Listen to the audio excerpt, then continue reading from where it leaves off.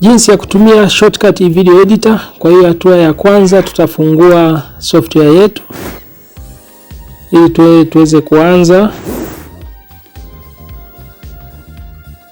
Tutasubiri wakati inafunguka.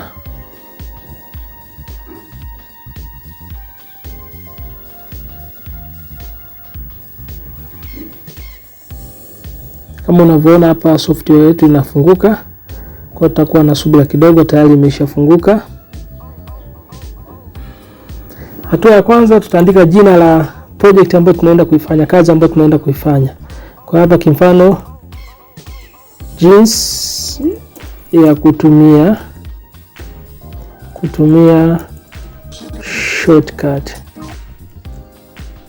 shortcut. Kwa hiyo tutabonyeza hapa kwenye start. Kwa hiyo ukiangalia hapa pembeni hapa kuna properties, playlist, filters and export. Kwa tutabonyeza kwenye playlist ili tuweze kuleta video ambazo tunataka tuziedit na audio kama tuko nazo. Kwa tutafungua labda kwenye folder yetu. Kwa mfano labda hapa ni mfano tu, naweza nikaenda labda hapa pending kwenye audio, tuseme nataka labda, kwa hiyo naweza nikasogeza hapa, nika minimize nikasogeza ili kusudi nikitoa hapa naweka hapa. Kwa hiyo tuseme nataka labda nichukue hii ni audio, kwa hiyo nitai drag niweke hapo.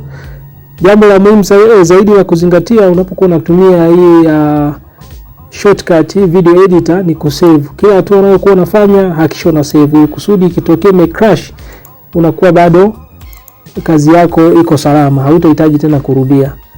Kwa hapa nitatafuta video ambayo itaendana na audio yangu. Kwa nitaweka hapo. Kumbuka ni mfano. Kwa hiyo jambo la muhimu hapo unaweza kuweka kama una vipande labda 3, 4, 5 kulingana tu na video ulizonazo unaweza kaziweka hapa. Kwa hiyo hapa itaonyesha project zako zote ambazo uko nazo unazohitaji kufanyaje kuedit. Sasa tunaenda kuanza. Kwa hiyo cha kwanza nitaiweka kwanza video yangu, kwa hiyo nitai click alafu nitai drag hapa chini. Kwa hiyo nikisha drag hapa automatic itanionyesha hapa, lakini pia hapa sasa itakuwa tayari kwa ajili ya kufanyia edit. Kwa hiyo unaweza kaiplay, unaona inaanza.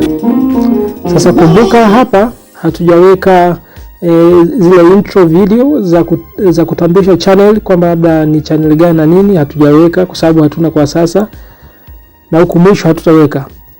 Kwa hiyo baada ya kuwa umeshaweka video yako unahitaji sasa uweke nini? Uweke audio. Kabla hatujaenda kuweka audio, kumbuka kufanyaje? Kusave. Una click kwenye save, utaiona hapa ina save kazi yako unayoifanya. Kwa hata kama umeme ukikatika au laptop au computer kizimika ghafla, bado kazi yako itakuwa iko saved. Kwa hiyo hutapaswa tena kurudia hatua moja. Kwa hiyo ukiangalia hapa, tuenda hapo una right click, unachagua kwenye audio, unaweza kuchagua kuongeza video na vitu vingine hivyo, lakini sasa tutachagua add audio. Kwa hiyo ukisogeza hapa chini, unaweza kutumia mouse kusogeza au unaweza kutumia hapa hivi, sawa? Kwa tutasogeza hapa chini alafu tutarudi mwanzo, sawa? Tumeshaweka video, tunataka tuweke audio. Tutaenda hapa kwenye playlist yetu ambapo kuna project tunazoziedit. Utaikuta audio yako iko hapa, utaiweka hapo. Unaweza kuona huko imezidi na hapa mwanzo vile haijalingana na huko, kwa hiyo utaisogeza, sawa? Utaisogeza kama unataka uplay sehemu, unaweza kashika kamshale ukasogeza, lakini kama ukiona inakusumbua unaweza kutumia pia hapa juu kusogeza sehemu ambayo unafanyaje unahitaji uone, sawa? Hivyo. Kwa hiyo sasa jambo la muhimu tumesave. Kwa hiyo tayari tuna video lakini pia tuna audio. Sasa ili project iweze kuwa yenye ubora ambao unahitajika, unaweza kaamua kubonyeza kama ni video. Ukishabonyeza video, utaenda hapa kwenye sehemu imeandikwa filter. Ukibonyeza filter, unabonyeza hichi kitufe kimeandikwa add filter, sawa?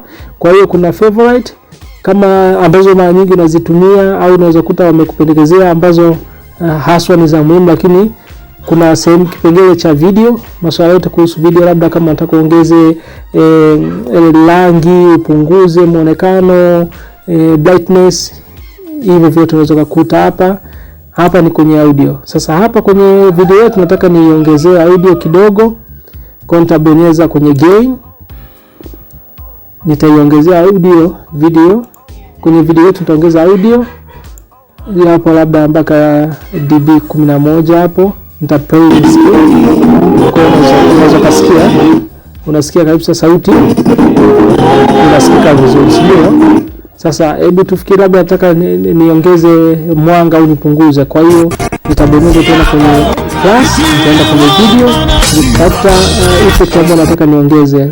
Labda tuende kwenye brightness, nitabonyeza brightness.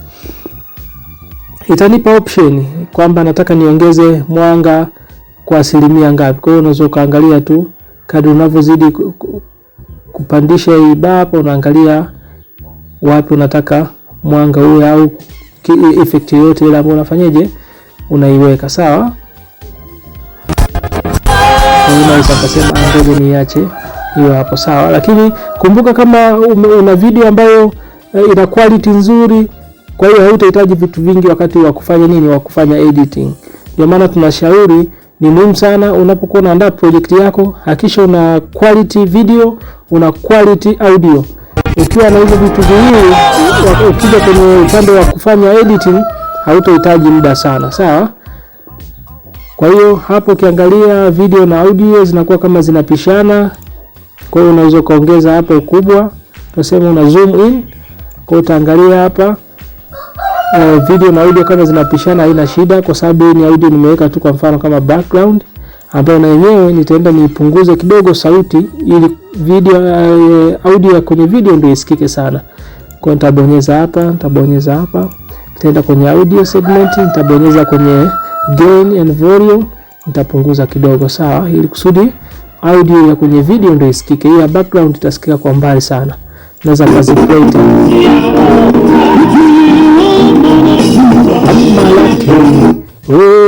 Kwa hiyo unaona jambo lingine la kuzingatia, moja kati ya matatizo au makosa ya kiufundi yaliyopo kwenye hii software ya Shotcut ni kwamba wakati mwingine unapokuwa una play wakati una play labda wakati unaendelea kufanya editing ya video au audio au project yako, mara nyingine ukuta system au software haiwezi kuplay vizuri. Lakini usikatisha tamaa, kwa sababu utakapo export ukiwa umeshamaliza kuedit project yako, ukienda kuplay itakuwa na play vizuri bila shida. Kwa hiyo moja kati ya mapungufu ya hao mabwana wa hii software ni kwamba wakati mwingine unapokuwa na play unakuwa inagoma goma lakini hiyo sikupe shaka. Kwa hiyo unaweza kuona kama hapo na play na ina stack, lakini utakapokuja kuexport ita play vizuri bila shida. Kwa hiyo tuseme mpaka hapo tumemaliza kuweka audio na video yetu ambayo ilikuwa haihitaji marekebisho makubwa sana. Tumeongeza tu sauti isikike sana kwenye video na tumepunguza sauti kwenye background. Kama ulikuwa unatumia labda tuseme background audio au music, ungeweza kuisikiliza uone je inaendana vizuri, kusudi kama video yako ina play basi isiwe disturb na audio uliokuwa umeweka. Ukishakuwa umemaliza, tunaenda kwenye export. Ukishakuwa umemaliza, unabonyeza sehemu inaitwa imeandikwa hapa export, na utaona nimekupa option stock, alpha, audio na nini, sawa. Sasa utaenda kwenye stock, utabonyeza hapa high profile, sawa. Mwingine anaweza kaamua bonyeze YouTube. Kama ni video ya YouTube unaweza kaamua ukabonyeza YouTube, lakini kwa ushauri wangu ningekusihi bonyeza kwenye high profile.